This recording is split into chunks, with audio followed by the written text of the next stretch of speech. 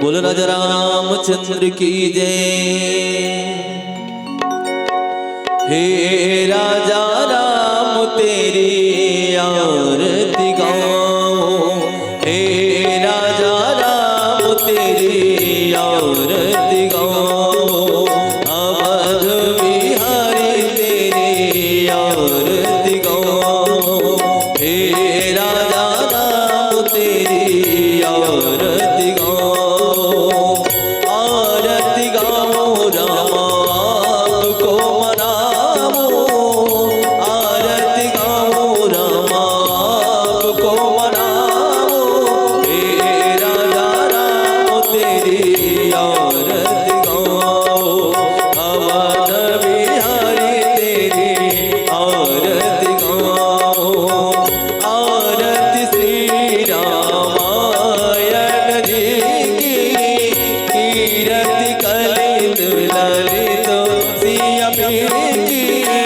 गावत ब्रह्मादिक मुनि नारद, वाल्मीकि ज्ञान विशारद, सुख सनकादि शेष अनुसारद, परणी पवन सुत कीरतनी की, गावत वेद पुराण अष्टदश, छौ सहस्र शब ग्रंथन को रस, मुनि जन धन संतन को सर्वस, सारे अंश संवत शबैया की, गावत संतत शंभु भवानी, अरुघट संभव मुनि वैज्ञानी, व्यास आदि कवि वर्ज बखानी, कागभूषोणि गरुड़ केयकी, कलिमल हरण विषय फीकी, सुबह सिंगार मोती जुबती की, दलन रोग भव भूरि की, तात मात शब विधि तुलसी की, आरती जय बजरंग बली की, आरती जय कैलाशपति की, आरती श्री चारों भैया की, आरती श्री गोस्वामी तुलसी की, हे राजा राम तेरी आरती गाओ, अवध बिहारी तेरी आरती गाओ, हे राजा राम तेरी आरती गाओ, अवध बिहारी तेरी आरती गाओ, कर्पूर गौरम करुणावतारम संसार सारम भुजगेन्द्रहारम, सदा वसंतम हृदयारविंदे भवं भवाने सचनमामि, मन्दारमाला च पुरतालिकाय, कपालमाला कृष्णचूडाय, दिव्यंबराय च दिगंबराय, नमो शिवाय च नमः शिवाय, त्वमेव माता च पिता त्वमेव, त्वमेव बन्धुः सखा त्वमेव, त्वमेव विद्याधरण्यं त्वमेव, त्वमेव सर्वं मम देव देव। हरे राम राम राम हरे हरे, हरे कृष्ण कृष्ण कृष्ण हरे हरे, हरे राम राम हरे हरे, हरे कृष्ण कृष्ण कृष्ण हरे हरे, हरे राम कृष्ण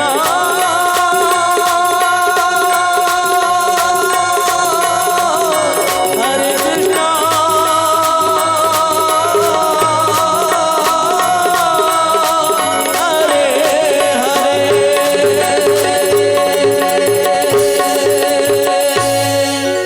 हरे हरे के बिहारी लाल की जय। उमापति महादेव की जय, गणेश जी महाराज की जय, हनुमान जी महाराज की जय। परम पूज्य गुरुदेव की जय। परम वंदनीय माता जी की जय। वेद माता गायत्री की जय। जगत जननी जगदम्बे मैया की जय। ग्राम देवता की जय। स्थान देवता की जय। अपने अपने माता पिता गुरु गोविंद की जय। बोले संत समाज की जय। आइए सभी भाई बहन कमर सीधी करें, दोनों हाथ गोद में रखें, स्वर्णिम सविता का ध्यान करते हुए परमपिता परमात्मा का ध्यान करते हुए कि वह परमपिता परमात्मा हमारी बुद्धि को सन्मार्ग की ओर प्रेरित करे। इस भाव से गायत्री का महामंत्र शरणागति का भाव मन में लेकर आइए और प्रभु के चरणों में निवेदन कीजिए कि हे प्रभु, हम आपके चरणों में शरणागत हैं और आत्मनिवेदन के साथ हमारी आपके चरणों में ये विनती है, ये प्रार्थना है कि हमारे बुद्धि को आप सन्मार्ग की ओर प्रेरित करें, हमारा मन हमारा विचार ऊर्ध्वगामी बने, सदैव हम सत्य के मार्ग पर चलते रहें, सत्य को जीवन में धारण करके अपने इस मानव जीवन को सफल और सार्थक बना सकें। इन प्रार्थनाओं के साथ गायत्री का महामंत्र ओम भूर्भुवः स्वः तत्सवितुर्वरेण्यं भर्गो देवस्य धीमहि धियो यो नः प्रचोदयात्। ॐ नमो भगवते वासुदेवाय नमः। स्वस्ति श्री गणेशाय नमः। ओम श्री सरस्वत्यै नमः। ओम श्री गुरुभ्यो नमः। वर्णानामर्थ संघानां रसानां छन्दसामपि मंगलानां च कर्तारो वन्दे वाणी विनायको वन्दे बोधमयं नित्यं गुरु शंकर रूपिणं यमाश्रितो हि वक्रोऽपि चन्द्रः सर्वत्र वन्द्यते। सीताराम गुणग्राम पुण्यारण्यविहारिणो वन्दे विशुद्धविज्ञानो कपीश्वर कपीश्वरो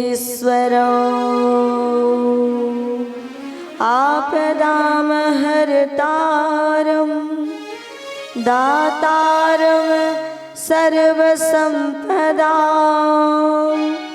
लोकाभिरामं श्रीरामं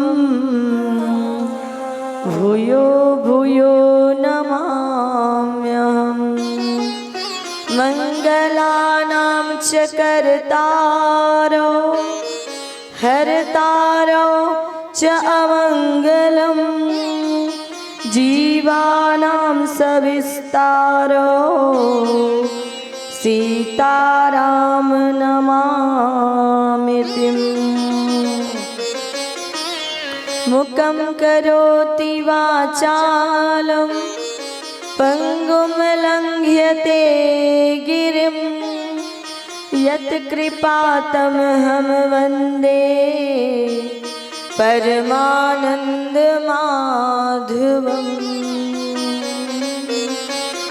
सर्वमंगल मांगल्ये शिवे सर्वार्थ साधिके शरण्ये त्र्यंबके गौरी नारायणी नमोस्तुते। वायुपुत्रं महावीरम् अंजनानंदं वर्धनम् सीतारामं प्रियं भक्तः दूतं हनुमते नमः।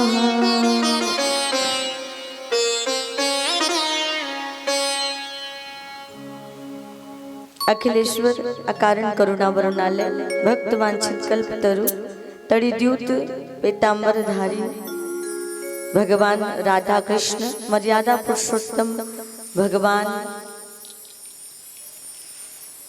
श्री रामचंद्र जी के पावन चरणों में बैठे सभी सत्य स्वरूपा माताओं बहनों देवतुल्य भाइयों, आप सभी को व्यासपीठ की ओर से श्रद्धा पूर्वक प्रणाम एवं नमस्कार।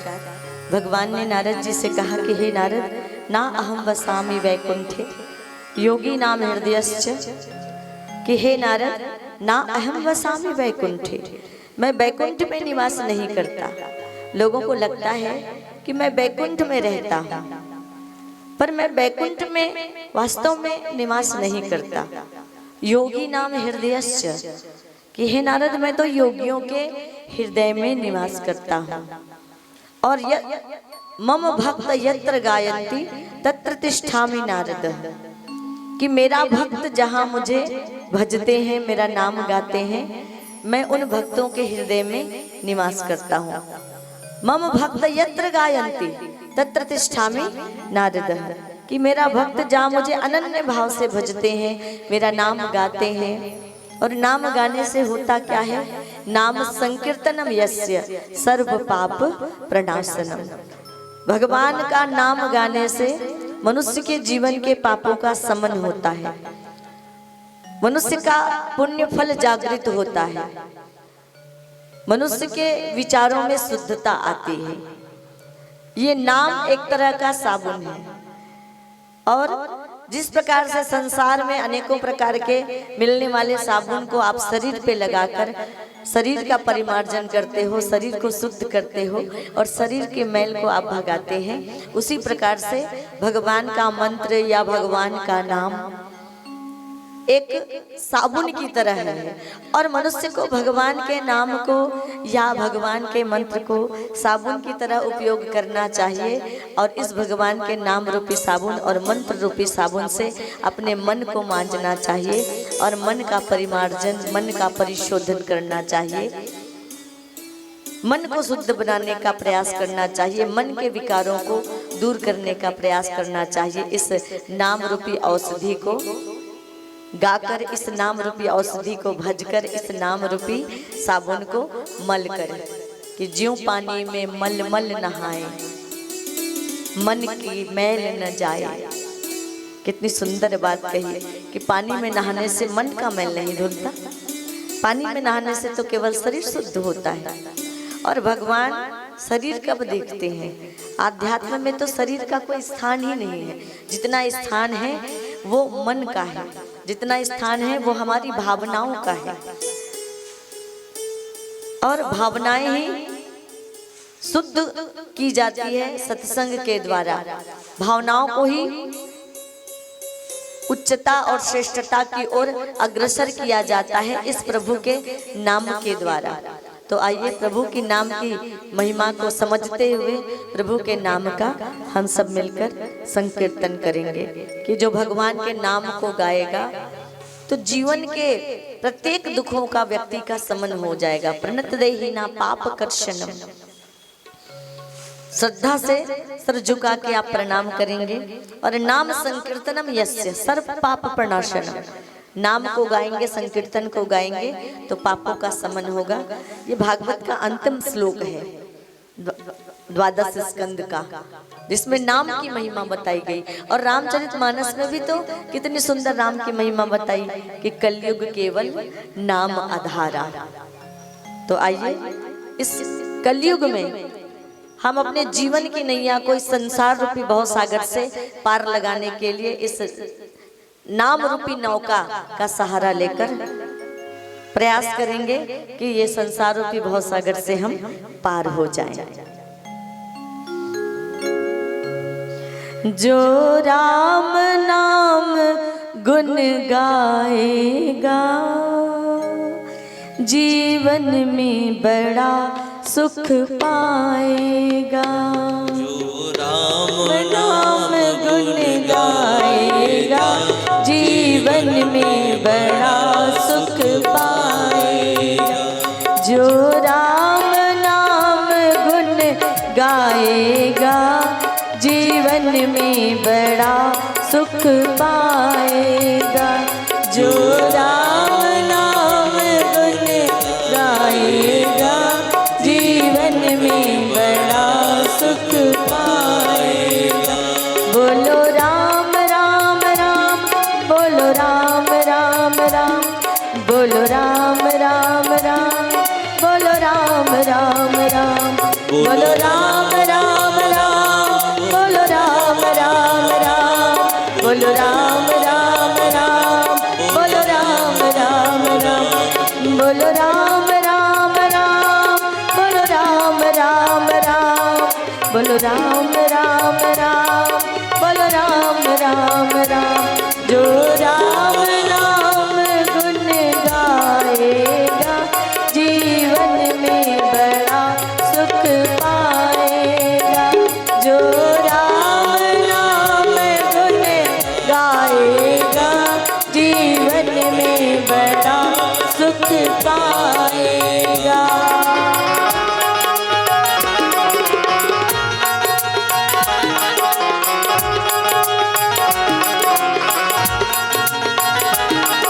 जय जय श्री राम, बोलिए राजा रामचंद्र की जय हो।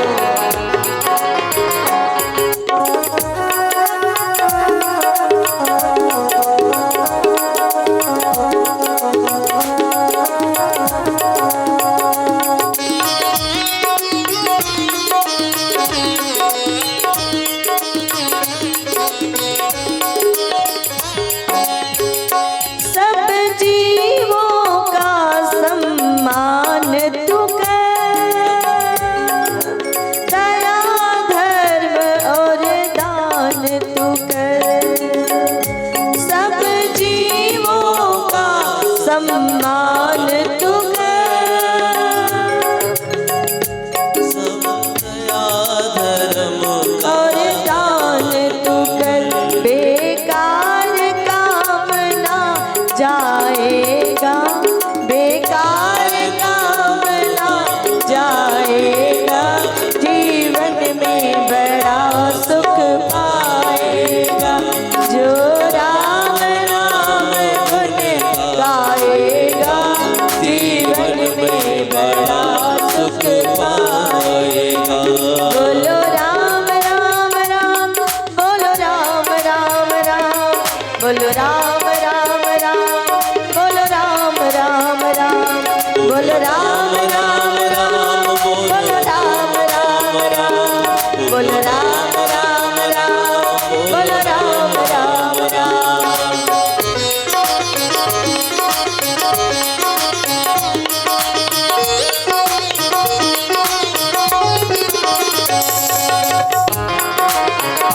जय हो।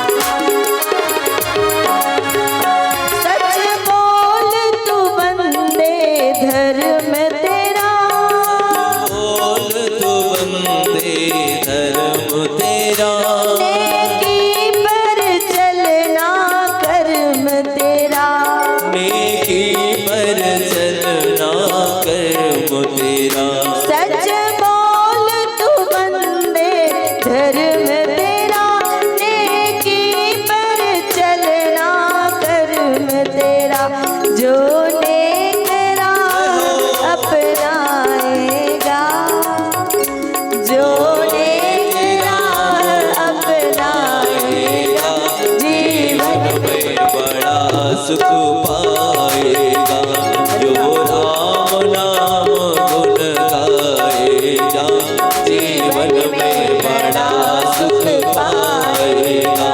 जो राम नाम गुण गाएगा, जीवन में बड़ा सुख पाएगा। बोलो राम राम राम, बोलो राम राम राम, बोलो राम राम राम, बोलो राम राम, जय हो। बोलो राम राम राम, बोलो राम राम राम, बोलो राम राम राम, बोलो राम राम राम, बोलो राम राम राम, बोलो राम राम राम, बोलो राम राम राम, बोलो राम राम राम, बोलो राम राम राम, बोलो राम राम राम, बोलो राम राम राम, बोलो राम राम राम।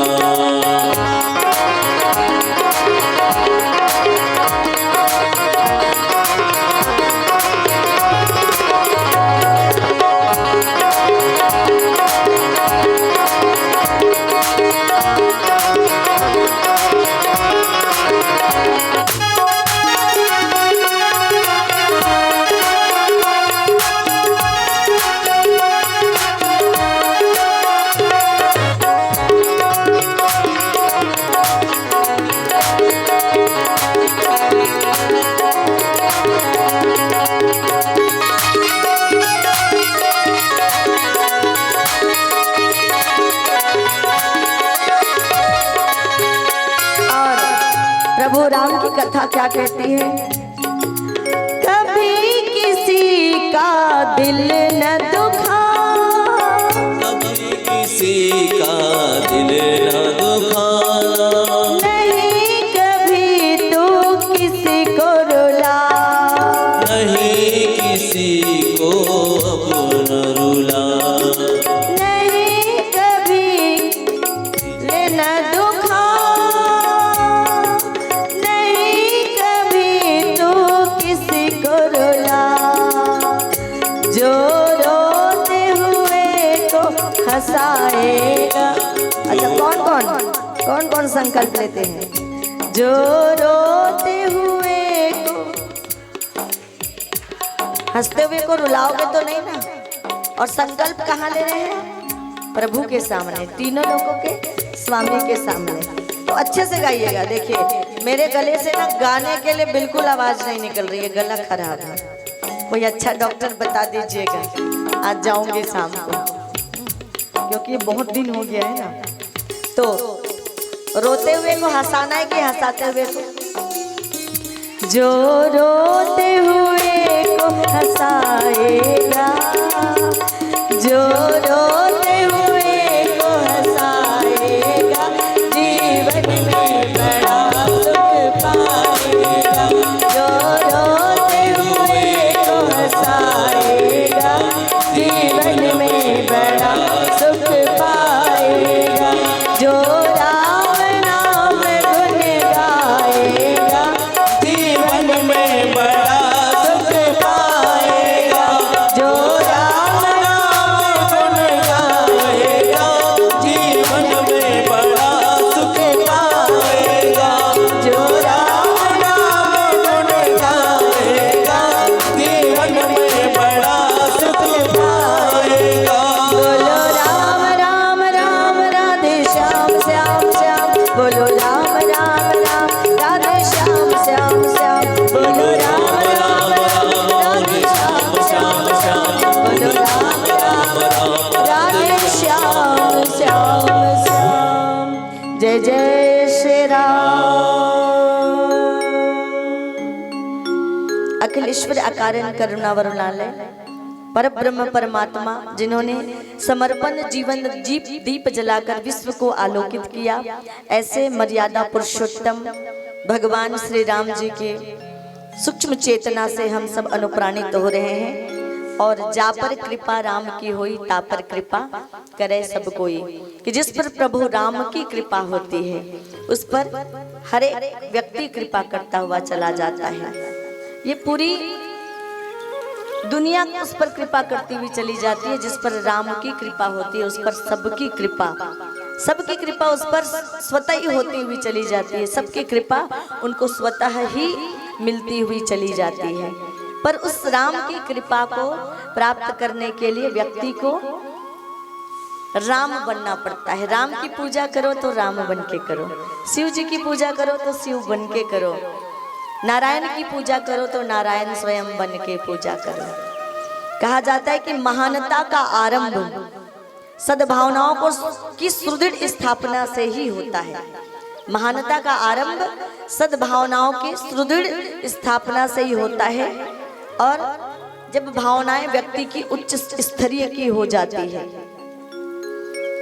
जब व्यक्ति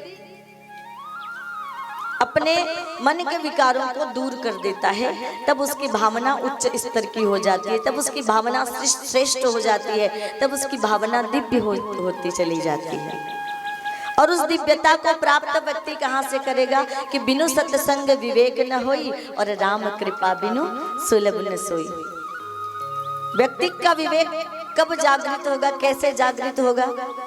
ये सत्संग तो केवल एक मार्ग है, ये सत्संग तो केवल एक रास्ता है जो हमें वो रास्ता दिखाती है कि जो रास्ता परमात्मा के चरणों तक पहुंचता है, जो रास्ता भगवान के चरणों तक पहुंचता है। और कैसे पहुंचता है, किन आधार पर, किन शर्तों पर और किन मान्यताओं को जीवन में धारण करके अपना के व्यक्ति परमात्मा का प्रिय हो सकता है। ये भगवान की सुंदर कथा तो हमारे अंदर भगवान के उद्देश्यों को धारण करने की क्षमता विकसित करती है, हमारी पात्रता को बढ़ाती है। दुनिया में लोग क्या करना चाहते हैं? दुनिया में लोग चाहते हैं कि हम केवल पूजा कर लें और किसी प्रकार के कोई कर्मकांड की पद्धति अपना लें, जप तप या नाम जप को अपना लें, किसी भी प्रकार की पूजा और साधन को अपना लें और क्या करते रहे कि राम नाम जपते रहे, पराये माल को हड़पते रहे। गलत कर्म हमसे होता रहे, बुराई का त्याग करना ना पड़े, अच्छाइयों को ग्रहण करना ना पड़े, बुराई को छोड़ना ना पड़े, सभी बुराइयों के साथ परमात्मा हमारी भक्ति को स्वीकार कर ले, सभी बुराइयों के साथ परमात्मा हमारे प्रेम को स्वीकार कर ले और अपनी कृपा हम पर बरसा दे। बहुत सारी माताएं आप बैठी हैं, बच्चा अगर गंदगी कर दे और उसके बाद वो बिलख बिलख के सर को पटक पटक के रोए, तो माताओं से पूछना चाहूंगी आप करोगी क्या? पिताओं से भी पूछ लेती हूँ। बेटे ने गंदगी कर दी है, बच्चे ने, छोटा बच्चा है, क्या बिना गंदगी को धुलाए आप उस रोते बिलखते बच्चे को गोदी में ले लोगे? गंदगी से भरे बच्चे को देखकर माँ के आंखों से भी आंसू निकल जाएगा, रोते देखकर बच्चे को।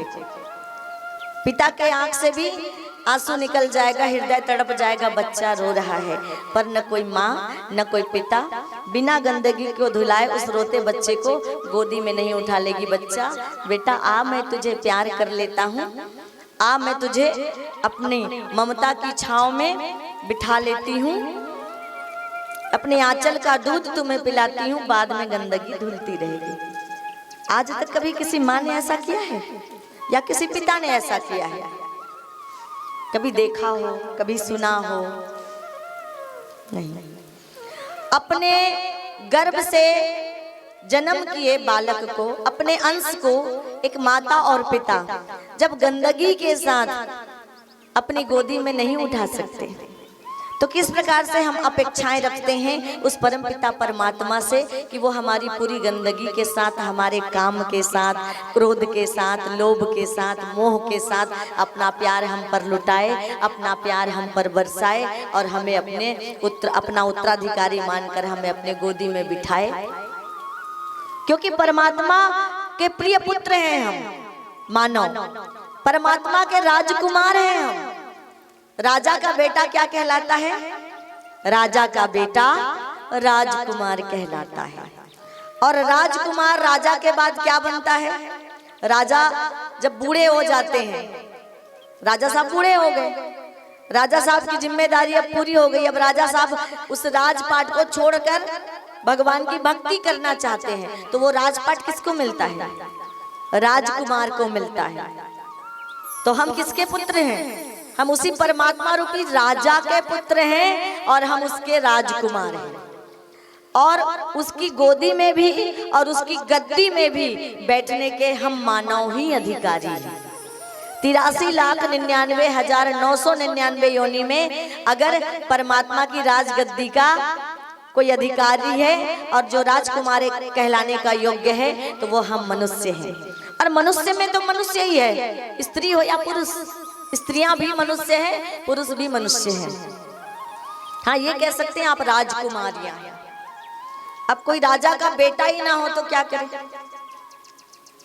अहिल्याबाई होलकर ने पति के मरने के बाद राजगद्दी संभाली। तब वो मात्र 13 साल की थी। हमारी भारत की आर्य नारियां थी, कहीं अपना शौर्य का परिचय देती हैं, कहीं भक्ति का, कहीं ज्ञान का, किसी मामले में कम नहीं है। अहिल्याबाई होलकर ने मात्र 13 वर्ष की अवस्था में विधवा हो जाने के बाद पूरे राजपाट को संभाला। लोगों ने बहुत बातें बनाई और लोगों ने बहुत बातें बनाई और बहुत तरह की बातें की। अरे अहिल्याबाई, तुम तो पढ़ी लिखी नहीं हो, पहले महिलाओं को पढ़ाया नहीं जाता था, बेटियों को, तुम तो पढ़ी लिखी नहीं हो, राजपाट कैसे संभालोगी? ऐसा करो, किसी पंडित को बुला लो और गीता पढ़ लो।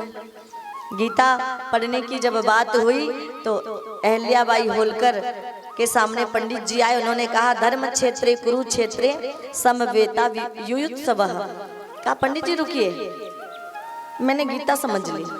बोले, अरे ये तो श्रीमद् भगवत गीता का पहला श्लोक का पहला लाइन है, धर्म क्षेत्रे कुरुक्षेत्रे समवेता युयुत्सवः। अभी तो मैंने नीचे की लाइन भी नहीं पढ़ी और आप कहती हैं कि मैंने गीता समझ ली। इसमें तो कोई बात ही नहीं हो रही है। धर्म का क्षेत्र है, कुरुक्षेत्र है, जहां पर पांडव और कौरव दोनों युद्ध के मैदान में आमने सामने खड़े हैं, बस यही हुआ है। और धृतराष्ट्र संजय से पूछ रहे हैं, संजय, युद्ध की इच्छा वाले मेरे पुत्र कौरव और पांडव क्या कर रहे हैं? बस इतनी सी घटना हुई है, इसमें कौन सा क्या ज्ञान है? कहा, एक बार फिर से पढ़िए। कहा, धर्म क्षेत्र कुरुक्षेत्र। पंडित जी से अहिल्याबाई होलकर ने कहा, रुक जाइए, धर्म आपने कहा धर्म क्षेत्रे कुरुक्षेत्रे, मैंने इसका अर्थ ये समझा कि क्षेत्रे क्षेत्रे धर्म कुरु, क्षेत्रे क्षेत्रे धर्म कुरु, अर्थात भगवान ने आपको जिस जिस क्षेत्र के लिए चुना है, जो जो क्षेत्र आपको इस संसार में मिला है, उस क्षेत्र पर आप धर्म करो। आप परिवार में हो, आप परिवार में धर्मनिष्ठ रहो। आप समाज में हो, आप समाज में धर्मनिष्ठ रहो। आप राजनीति में हो, आप राजनीति में धर्मनिष्ठ रहो। आप अर्थव्यवस्था की जिम्मेदारी संभाल रहे हो, व्यापारी हो, आप अपने व्यापार में धर्मनिष्ठ रहो। आप जहां भी जिस क्षेत्र में हो वहां पर आप धर्मनिष्ठ रहो। ये पूरा गीता का ज्ञान ये 2 अक्षर में अहिल्याबाई होलकर ने कह दिया। दामोदर राव के मरने के बाद में युद्ध का मोर्चा संभाला, राजगद्दी किसने संभाली? अंग्रेज जब छीनने वाले थे तो झांसी की रानी लक्ष्मीबाई ने संभाली। तो बेटे अगर राजकुमार बनकर राजा बन सकते हैं तो बेटियां भी, नारियां भी राजकुमारी परमात्मा की बनकर उनकी राजगद्दी की अधिकारिणी बराबर की हैं। आप भी उसी राजगद्दी, उसी राजयोग को प्राप्त करने की आप भी अधिकारिणी हैं, क्योंकि हम सब कौन हैं? परमात्मा के पुत्र हैं। परमात्मा ने ये नहीं कहा कि मैंने पुरुष बनाए और सबसे मुझे पुरुष प्रिय है, कहा सब मम प्रिय सब मम उपजाए। मैंने सारे जीवों को बनाया, पर सबसे मुझे प्रिय कौन है? मानव है। और मानव उभय लिंग है, जिसमें स्त्री और पुरुष दोनों आते हैं। पर फिर भी हो सकता है आपको समझ में ना आए। जैसे भागवत की कथा होती है तो हम गोपी कहते हैं तो भाइयों को लगता है स्त्री। गोपी तो एक भाव है, गो मने इंद्रिय और पी मने पीना।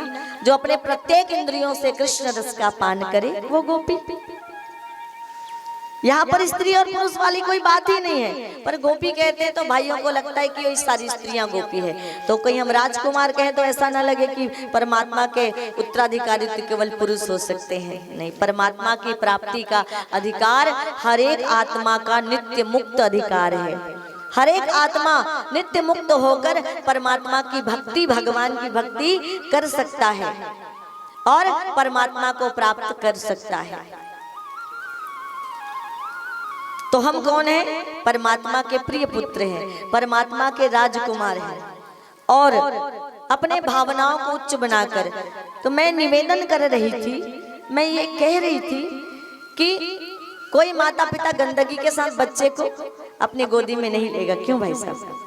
आज के हमारे यजमान जी नहीं लेंगे, तो किस प्रकार से हम उम्मीद रखते हैं कि राम नाम जपते रहे, पराया माल हड़पते रहे, मुंह में राम बगल में छुरी।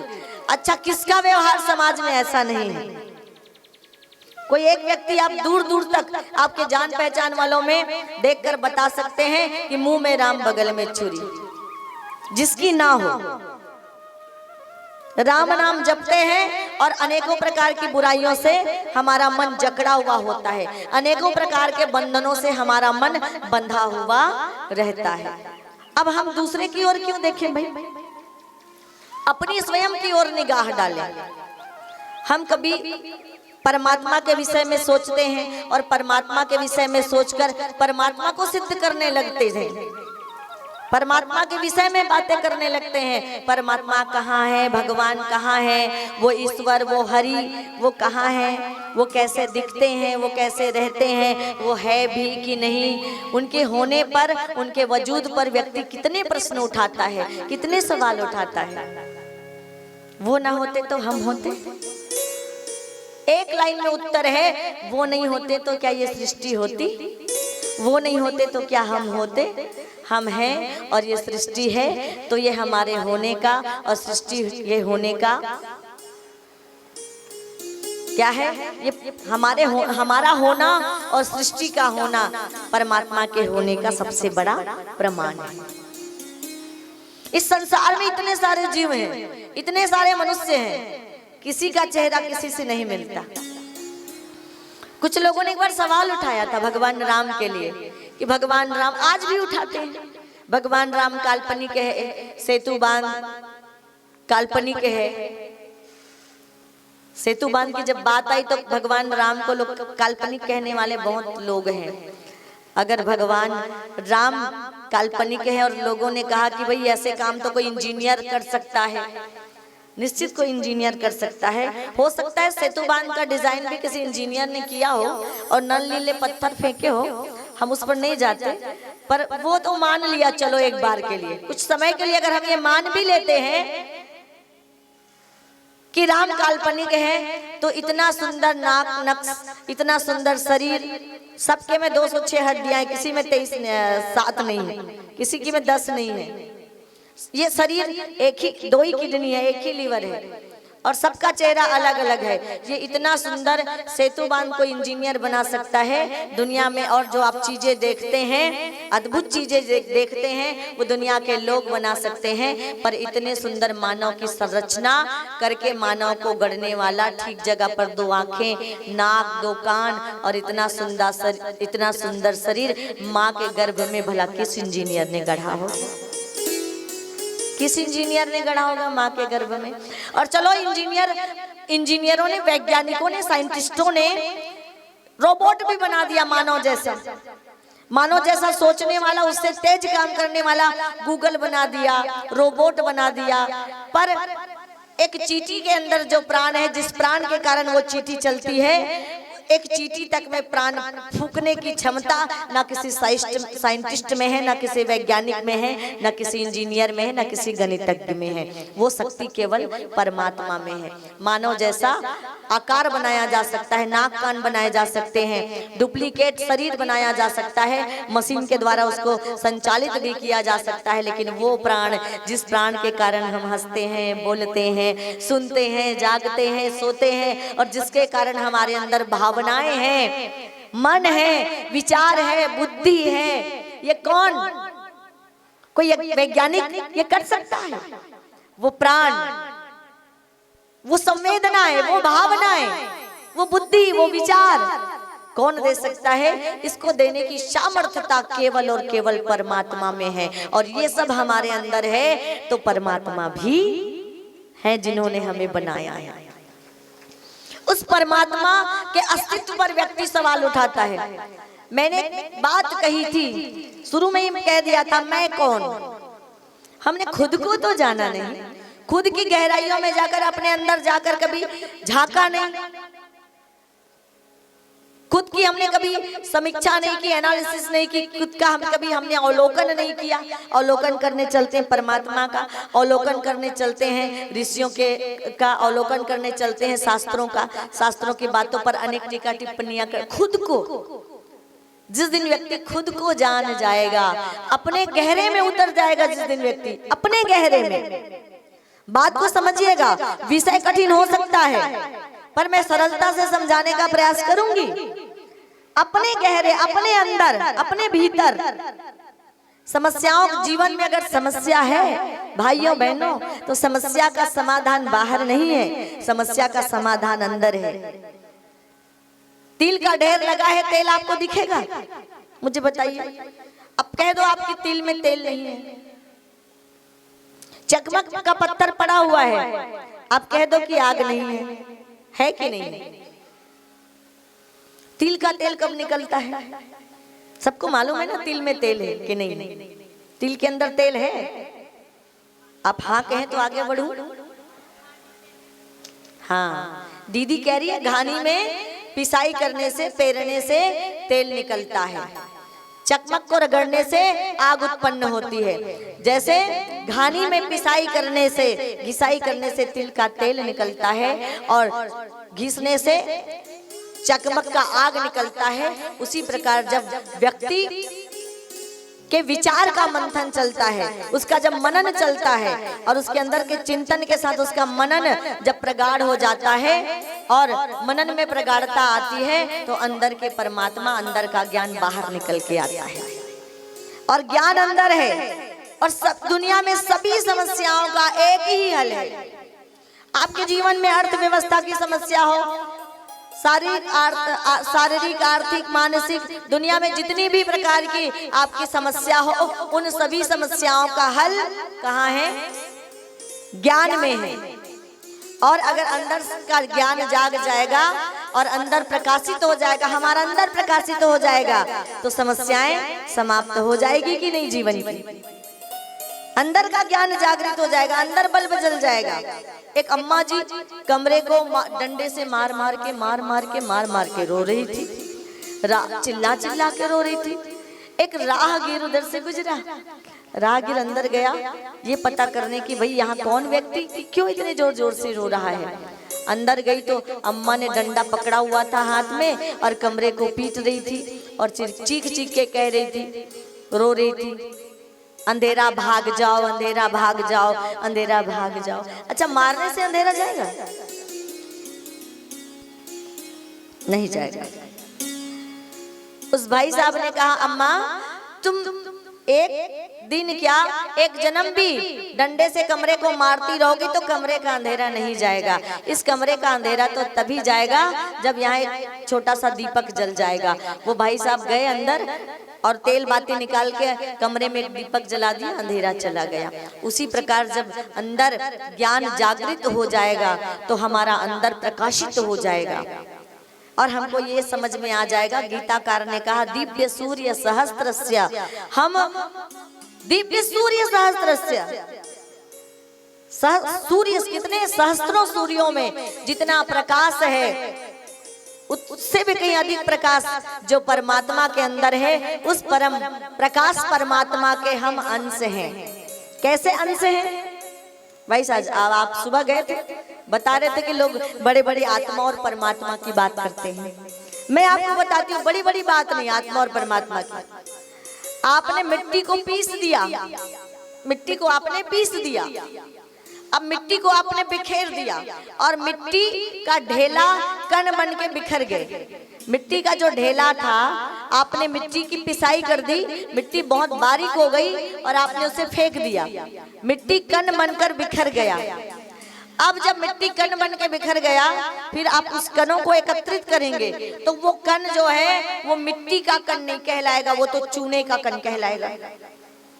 कितने लोग इस बात का समर्थन करते हैं कि मिट्टी का कण आपने बिखेरा और बिखेर दिया उसके बाद आपने एकत्रित किया, तो जब वो एक था तब वो ढेला था, अब वो बहुत बारीक बारीक बारीक बारीक असंख्य कण हो गए मिट्टी के। अब वो मिट्टी के कण नहीं कहलाएंगे, या तो वो पत्थर के कण कहलाएंगे, या चूने के कण कहलाएंगे, या चौक के कण कहलाएंगे। कौन मेरी बात का समर्थन कर रहा है? मिट्टी का कण मिट्टी का ही कण कहलाएगा भाई। थोड़ी बात को समझने का प्रयास करो। ध्यान कहाँ है? कण मिट्टी का है। टमाटर की चटनी पीसी है सिलबट्टे में, आम की कहलाएगी? हाँ, खाने वाली चीज से समझाते हैं, मिट्टी समझ में नहीं आई। आपने सिलबट्टे में टमाटर की चटनी पीसी है भाई। अब वो टमाटर इतना बड़ा गोल गोल था, तो वो इतना बड़ा गोल गोल टमाटर अब आपने उसे बारीक कर दिया, पीस दिया आपने सिलबट्टे में, मिक्सी में, जिसमें भी आपने पीसा हो। अब वो बिल्कुल तरल हो गया टमाटर, बिल्कुल वो बारीक हो गए उसके कण टमाटर के, पीस गए, घुल गए टमाटर के कण। अब वो घुलने के बाद, पीसने के बाद, पीस जाने के बाद अब वो आम की चटनी कहलाएगी। अब बताओ कितने लोग पहले की बात समझ में नहीं है? अभी समझ में आई ना? पीस लेने के बाद अब वो बारीक हो गई, तो वो आम की कहलाएगी क्या कि टमाटर की चटनी कहलाएगी? टमाटर के कण है, टमाटर को पीसा है, टमाटर की चटनी कहलाएगी। वो टमाटर ही रहेगा, उसका स्वरूप बदला है। पहले वो गोल गोल लाल लाल बड़ा सा था, अब आपने पीस दिया, वो बारीक हो गया है। और उसकी हर एक बूंद भी, एक बूंद भी गिर जाए तो बोलोगे टमाटर की चटनी गिर गई, पोछा लगा दो। एक बूंद भी चटनी अगर गिरेगी तो फिर भी वो क्या कहलाएगी? अपने समूह से अलग हो गई। अपने समूह से अलग होकर वो एक बूंद गिर गई, कहोगे आम की चटनी गिर गई, पोछा लगा दो। ऐसे आम के बबूल और बबूल के आम कभी नहीं होते हैं। आम के टमाटर भी नहीं होते, और मिट्टी के पत्थर भी नहीं होते हैं, और मिट्टी के चौक भी नहीं होते हैं। मिट्टी के मिट्टी होते हैं। सोना का टुकड़ा चांदी का नहीं होगा, चांदी का टुकड़ा सोने का नहीं होगा। सोना सोना रहेगा, चांदी चांदी रहेगा, मिट्टी मिट्टी रहेगी। उसके जितने टुकड़े कर लो वो वही रहेगा। उसी प्रकार वो परमात्मा क्या है? वो परमात्मा को आप जिसमें समझो वो समझ लो, टमाटर मान लो। आप सब क्या हो? टमाटर की पिसी हुई चटनी हो। वो परमात्मा एक मिट्टी का ढेला है, तो हम मिट्टी के बारीक कण हैं, हम उसी के अंश हैं। ईश्वर अंश जीव अविनाशी, चेतन अमल सहज सुख राशि। रामचरितमानस की कथा क्या कहती है? गोस्वामी जी क्या कहते हैं? ईश्वर अंश जीव अविनाशी। जैसे ईश्वर अविनाशी है, वैसे एक जीव अविनाशी है, एक आत्मा अविनाशी है। और आप कौन हैं? आप परमात्मा के अंश हैं। जब वो परमात्मा है तब वो एक बड़ा टमाटर और मिट्टी का ढेला है। जब उसको अलग अलग पिसाई कर दी, और जब उसके अलग अलग बहुत सारे इतने भाग हो गए जिसको हम गिन नहीं सकते, वैसे ही वो परमात्मा, जैसे मिट्टी के कण को आपने बिखेर दिया, टमाटर को आपने बारीक कर दिया और वो अलग अलग हो गया, उसी प्रकार से ये मिट्टी के वो परमात्मा है। और उस परमात्मा से निकले हम एक मिट्टी के कण हैं। उस परमात्मा से निकले उस टमाटर का हम एक रस हैं, एक भाग है, एक अंश है। अर्थात हम कौन हैं? हम परमात्मा के अंश हैं। और वापस हमारे जीवन का लक्ष्य क्या है? मैं सबसे हर दिन ये बात याद कराऊंगी। आपको लगेगा दीदी रोज यही कहती हैं। हर दिन आपको ये बात मैं याद कराऊंगी। 7 दिन में आपको इतने बार बोल कर जाऊंगी कि आप 7 जन्म नहीं बोलोगे कि आप कौन हैं। आप परमात्मा के अंश हैं, उसी के अंश से आप प्रगटे हैं। आपका जन्म हुआ है, आप प्रगटे नहीं, उसी के अंश से आपका जन्म हुआ है। और वापस उसी में मिल जाना आपके जीवन का लक्ष्य है। वापस उसी को प्राप्त कर लेना आपके जीवन का लक्ष्य है। उसी देवत्व को धारण कर लेना आपके जीवन का लक्ष्य है। ईश्वर अंश जीव अविनाशी, करुणा हो, स्नेह हो, सद्भावना। भगवान राम, जिस राम की आप कथा सुन रहे हैं, भगवान राम, बस क्या अंतर क्या आया है? मन में मलिनता आ गई है। गोस्वामी जी ने कितनी सुंदर बात कही। एक तरफ लक्ष्मण जी महाराज, एक तरफ राम जी, एक तरफ लक्ष्मण जी, एक तरफ राम जी, बीच में सीता। उभय बीच सिया शोभति कैसे, और ब्रह्म बीच जीव माया जैसे। उभय, उभय माने दोनों। उभय बीच सिय सोवती कैसे, सिय किसको कहा जाता है? सीता मैया। प्रभु राम और लक्ष्मण जी के बीच में माँ सीता शोभती कैसे, ऐसे ऐसे सुशोभित हो रही है, ब्रह्म बीच जीव माया जैसे। माता सीता लक्ष्मण और प्रभु राम के बीच में ऐसे सुशोभित हो रही है जैसे आत्मा और परमात्मा के बीच में, ब्रह्म और जीव के बीच में माया, ये संसार की माया। बहुत हम माया माया कहते हैं, बहुत सुनते हैं। अच्छा बताइए माया क्या है? आप समझेंगे तभी वो माया दूर होगी ना। मुझे आपसे ही जानना है माया क्या है। ये कितनी बार हम माया माया को दूर करो, माया को दूर करो। किसी की बेटी तो नहीं है ना माया, किसी की बहन भी हो सकती है। लड़कियों का नाम रखते हैं माया। दीदी कुर्सी में बैठ जाइए, पैर आगे करके नहीं बैठा जाता। कोई नहीं, इधर इधर किनारे में या इधर लगा लीजिए, क्योंकि इधर व्यास सारे देवी देवता। तो माया का नाम बताइए मुझे। थोड़ी दिमाग की खिड़की खोलिए और दिमाग की बत्ती जलाइए, ज्ञान का प्रकाश जागृत कीजिए।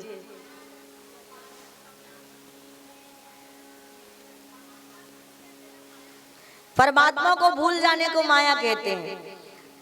परमात्मा को भूल जाने को माया नहीं कहते, माया के कारण परमात्मा को भूल जाते हैं। माया का परिचय आज आपसे करा ही दूं। माया का एक नाम पैसा, माया का एक नाम पैसा धन, माया का दूसरा नाम संपत्ति, माया का तीसरा नाम जमीन जायदाद, माया का एक नाम मकान, माया का एक नाम दुकान, माया का एक नाम बेटी, माया का एक नाम बेटा, माया का एक नाम मम्मी, माया का एक नाम पापा, माया का एक नाम भाई, माया का एक नाम बहन, मामा फूफी ताई। ये जितने सब कौन है अपने बंधन में, हाय मेरा भाई, मेरा भाई, मेरी माँ, मेरी माँ, मेरी बेटी, मेरी बेटी, मेरा बेटा, यही माया। अरे क्या करें, 6 बजता है तो चिंता सताने लगती, बच्चों को भूख लगती है, और बच्चों की भूख, बच्चों की माया कथा से आपको उठा देती है और घर की तरफ भेज देती है। आपके चप्पल की माया आपको बार बार कथा में आपका मन लगने नहीं देती, वो बार बार आपको पीछे मुड़ने के लिए मजबूर कर देती है। आपके हाथ का मोबाइल, जितने प्रकार के साधन हैं, जितने प्रकार के सामान हैं और जितने प्रकार के रिश्ते हैं, उसी का नाम माया है। कभी किसी को बेटी की माया पकड़ लेती है, कभी किसी को बेटे की माया पकड़ लेती है, कभी किसी को धन की माया, पुत्र ऐसना, वित्त ऐसना, लोक ऐसना, माइक ऐसना। माइक पकड़ने की आदत पकड़ो तो छोड़ो ही मत। आप सोच रहे होंगे ये तो आपको है।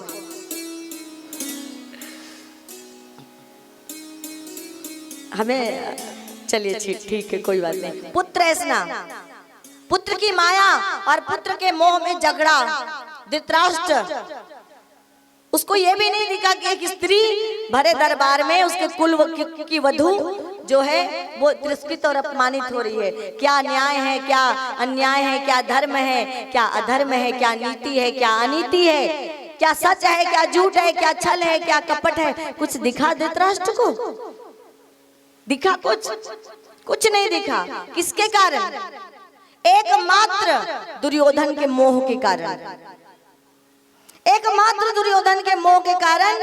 आंख से तो अंधा था धृतराष्ट्र, अक्ल से भी वो अंधा हो गया।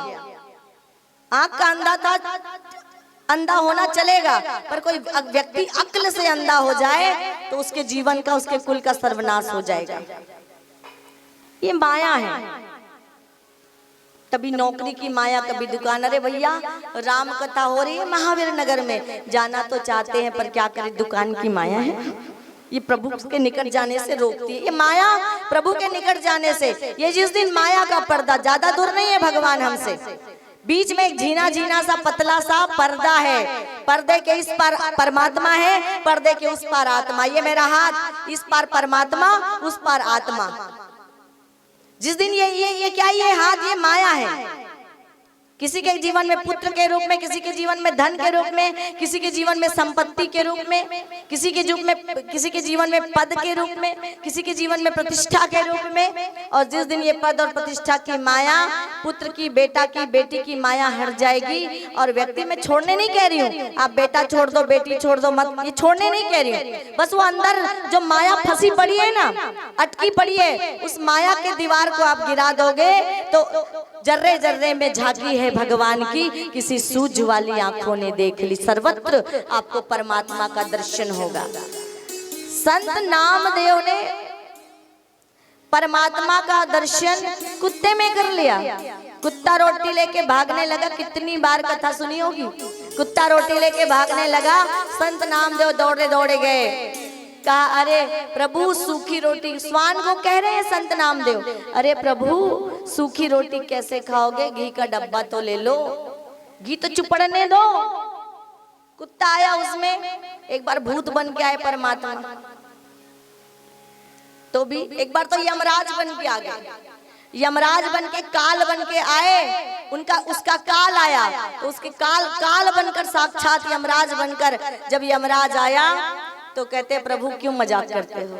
यमराज को भी कह दिया उन्होंने, क्यों मजाक करते हो प्रभु, मैं आप जिस भी रूप में आऊं मैं आपको पहचान लूंगा, क्योंकि हर रूप में परमात्मा है। तो परमात्मा का दर्शन हम क्या करते हैं, केवल मंदिर में करते हैं कि पत्थरों में परमात्मा का दर्शन करते हैं। जिस दिन प्रत्येक प्राणी में आपको परमात्मा का दर्शन होगा, उस दिन आपकी भक्ति सफल हो जाएगी, आपका जीवन सफल हो जाएगा। जिस दिन हर एक व्यक्ति में हम बुराई करते हैं, अच्छा आप राम की बुराई कर सकते हैं, भगवान की, राम के अनुयायी, राम सनातन धर्म को मानने वाले, हिंदू सनातन संस्कृति को मानने वाले, क्या आप अपने प्रभु राम की बुराई कर सकते हैं? कर सकते हैं? नहीं कर सकते। तो जिस दिन आपको आपके बाजू में बैठे व्यक्ति के अंदर राम दिखेगा, उस दिन आप उसकी भी बुराई करना छोड़ दोगे, उसकी भी बुराई आप नहीं करोगे। जब उसके अंदर आप राम देखोगे तो राम को कहाँ देखना है, राम का दर्शन कहाँ करना है? राम का दर्शन आपको मंदिरों में नहीं मिलेगा, राम का दर्शन आपको अवध में भी नहीं मिलेगा, राम का दर्शन आपको प्रत्येक जीवों के अंदर मिलेगा कि अंतर के पट खोल देख लो, ईश्वर पास मिलेगा और हर प्राणी के अंदर परमात्मा का आभास मिलेगा।